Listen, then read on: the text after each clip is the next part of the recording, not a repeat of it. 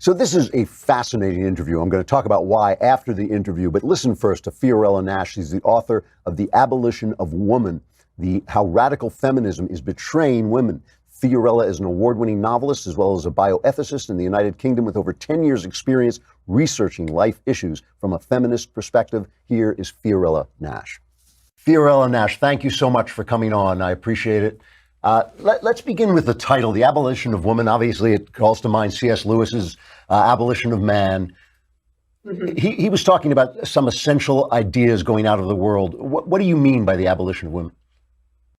Well, as you say, it's a nod to C.S. Lewis. I'm looking at really the way in which our understanding of womanhood is being affected by the ideological position of radical feminism. The title is as controversial as the book in many ways. I put forward the argument that women who oppose a particular understanding of womanhood and a particular understanding of sexuality are being squeezed out of the movement. In a sense, a new patriarchy is being established in which women are told what they must believe about themselves. You know, that certainly seems true to me watching it happen. Can you be a little more specific of what sort of woman is being squeezed out? Well, I talk specifically about women who oppose abortion, of which there are millions around the world. Sure. And in fact, if you look at the surveys and the studies, more women than men oppose abortion. And yet it's always a given that women will support abortion. So if you happen to disagree with abortion, you are very quickly removed from any discussion. I have been escorted from the premises before by two men, in fact. Really? Can I ask where that happened? That was when I was in Cambridge. I was a student, and I was in the most left-wing college doing a stall. It was King's College, and two men had me removed from the freshers' fair because I might offend other women. Wow. And wow. That has always stuck with me. You know, they were a lot bigger than me and were claiming that they felt in some way threatened by my presence. And, you know, I've been shouted down at meetings and seen other women being threatened at meetings. And, you know, it's not the way it should be. If we really believe in empowerment, if we want to give women a voice, then that means giving all women a voice, not just those who say the right things and follow the narrative. You know, it often seems to me that all of these identity movements, and the thing about women and men is women and men are different, whereas black people and white people are pretty much basically the same. So women and men actually do have different positions to stake out. But it always seems that these identity movements attach themselves to a form of leftism so that they're not anymore about the actual identity of the person they're defending. Why? Can you explain why a feminist would take the attitude that you must be in favor of abortion to be a feminist? I think abortion has become almost a sacred cow in the movement. It's become almost a matter of dogma. I think any movement, you mentioned, you know, identity politics and all of that, there tends to be a tendency to demand conformity. Even if it starts off as a dissident movement, you very quickly get a sense that everyone should be thinking the same way. And I think with abortion, we forget that, you know, in the early days of feminism, abortion was not regarded as a positive thing. Right. It was regarded as yet another way in which society was failing women, as a form of exploitation of women. It was only really in the 60s that started to change. And there can be a kind of cult-like element, I think, to any ideology. And therefore, anyone who doesn't toe the line becomes almost a heretic. Right. Who has to either be pushed out or who has to be retrained or bullied into thinking in a particular way. I've heard it described as a colonization of the mind or colonization of the intellect. So that's certainly the way I would see it. Why don't it seems to me that feminists are always complaining about treatment in countries like England and America, where women, after all, have been treated historically better than anywhere else, even in times when they weren't being treated as well as equally as they are now. It was certainly better than, and yet they fall silent when talking about Saudi Arabia, China, where women really can be terribly oppressed. Why aren't we hearing more from the feminist movement about those places? It's one of my major points of contention with radical feminisms. I think that we are very, very narrow in the way we tend to see the situation involving women. And that has always been a criticism of feminism. There was a joke when, in the early days of the suffrage movement, it wasn't so much votes for women, it was votes for ladies. It was very, very middle class, and perhaps the voices of women, even at the time, from different classes and different ethnic groups, were not really properly heard. But I think certainly I contend that one of the major reasons why feminist groups are not speaking out enough about injustices involving women is because of the issue of abortion and so-called reproductive health. If you look at China, for example, there's very little concern expressed about the one-child policy, even though millions of women, for the period of a generation, the one-child policy is as old as I am, so guess, have had their fertility sabotaged and suppressed by the communist authorities. They have been forcibly aborted, forced to contracept, forcibly sterilized, and so little is being spoken about this.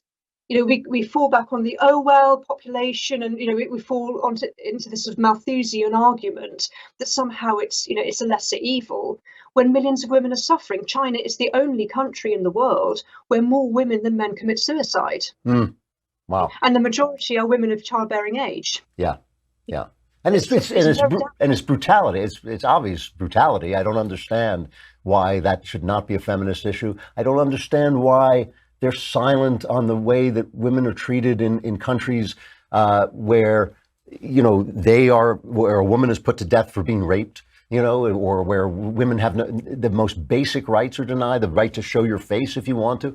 I don't hear anything about this from feminists. It is quite varied, actually. There are groups that do speak about this, and okay. you do get sometimes, for example, I don't know if you remember, some years ago, a film was made called The Stoning of Soraya. Yes, my friend made that film. Yeah.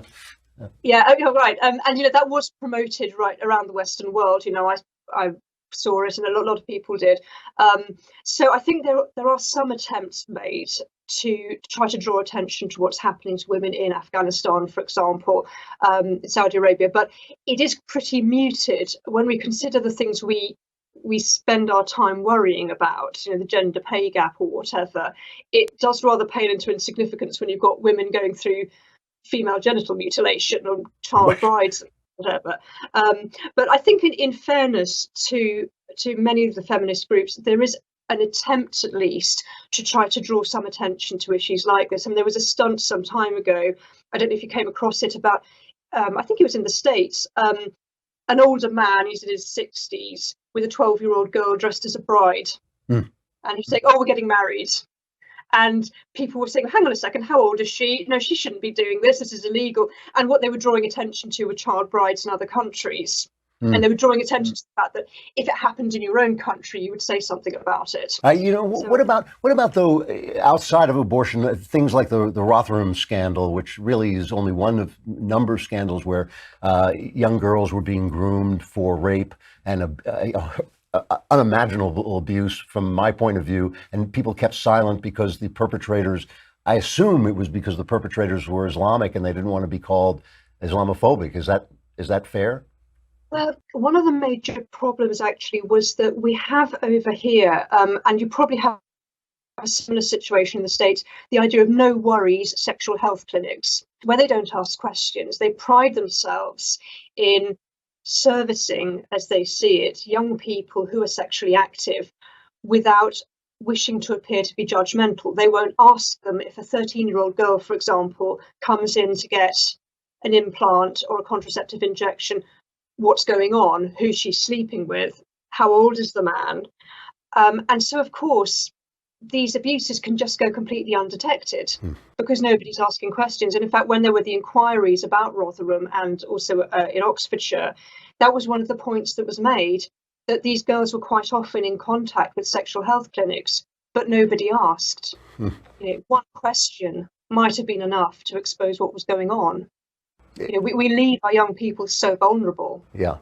Now, I always tell people that I am not a feminist because I believe that women are covered by women's rights are covered by what we call here, I'm not sure they use this phrase in England, but that we call classical liberalism, which is basically our, declaration, the declaration in the declaration that all men are created equal, that should cover women, cover everybody the same, and we don't need feminism. What is it that makes you a feminist?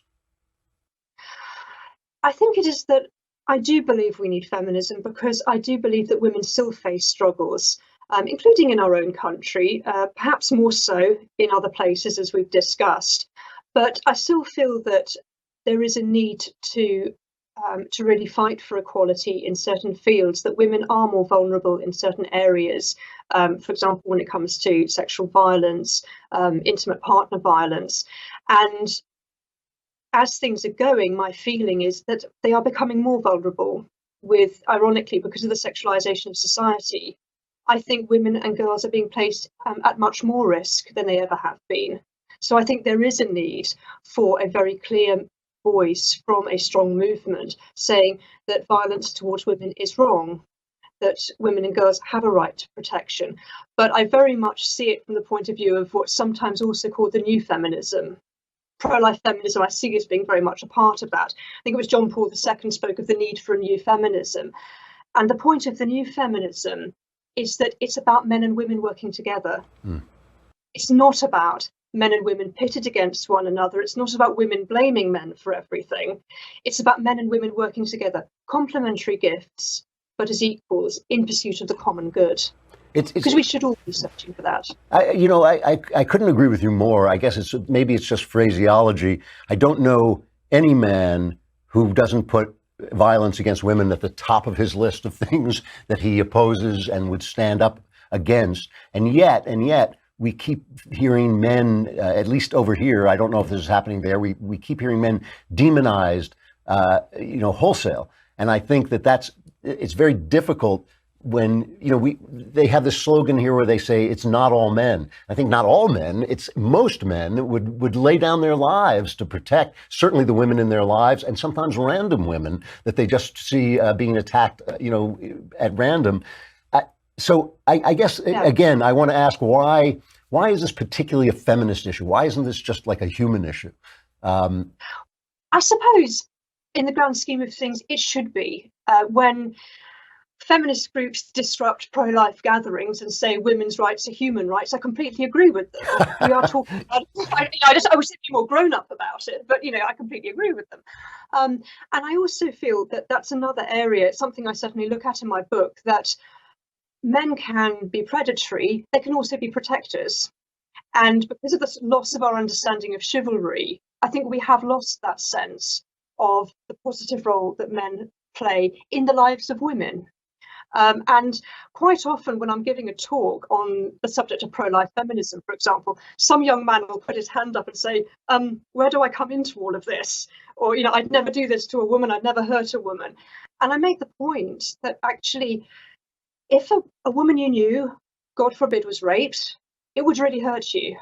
If it was your wife, your girlfriend, your sister, your daughter, even a woman you worked with, a colleague, say, someone you cared about, it would really hurt you. You would want so badly to make it okay for her, to protect her. And that's a positive thing. And I think maybe we have lost, you talk about men being demonized, but maybe we have lost that sense of the role of men in actually helping women and working peaceably with women. But I would hope that the new feminism is a little bit more men-friendly as well as women-friendly, because if men lose their role in society, it hurts women as well as men. It's funny when you're talking, you seem to be talking complete common sense to me. I never hear feminists say any of this, at least in America. I never hear people. It's why I say I'm an anti-feminist, because this is not what I hear. It seems to me you're talking about humane human life. I mean, this is the way, of course, we should all live. How big a voice do you have? How many people like you are there? I'm a pretty small voice, and they say that the path of the pro-life feminist is a pretty hard one, but it's a path worth walking. I think there are growing numbers of women who feel this way. Certainly, I've been speaking out on this subject now for over a decade, and I always have women, particularly young women, coming up to me afterwards saying, yes, this is exactly what I've always felt, but I've never quite known how to phrase it. You're seeing groups in the States, for example, Feminists for Life of America. In Australia, you've got Women's Forum Australia, who are putting forward this sort of message. So I think we are a small but a growing voice, and becoming a little bit more bold in terms of giving out the message. I mean, there was, I don't know if you picked up on the story when there were the women's marches going on and the women in their pussy hats and things like that. There was a pro-life feminist group who were refused entry into the march because they were pro-life. Yes, I and do. They turned up. Yeah, and they turned up anyway. They brought in their banners and they led the march. And I think that is what I'm enjoying seeing. That's what I'm encouraged by. Is I think you're getting women, particularly younger women, who are questioning this very negative, very ugly vision of feminism, saying, no, this is not what we want for women, and who are making their voices heard. Well, I have to say, you are the first person who self-identifies as a feminist that I've agreed with completely, Fiorella Nash. The book is called The Abolition of Women. I appreciate your coming on. Thank you. Thank you. It's nice talking to you. You know, the thing that got me about this interview is she insists on being called a feminist. But if she and I are agreeing, I don't think she is a feminist. I think that the feminists have so sold themselves on the idea that feminism equals good for women, that nobody wants to let go of the label. But the fact is, feminism is not good for women. Freedom and classical liberalism extending itself to women, as it should, that's what's good for women. I mean, freedom, America, the Constitution, that's what's good for women. You don't have to call it feminism. You just have to include people. Women will go off and do different things because they like different things. They desire different things. They have different demands on their lives, different demands on their souls than men do in general. In general, some women will not. Some women will want to do the more manly things. But that's fine. We don't care. You know, it's like to each his own. But why do you have to call it feminism? I think we should start a new movement for chivalry, where women act like ladies and men act like gentlemen toward ladies. I think that would be a really popular movement, and we could just dump feminism altogether.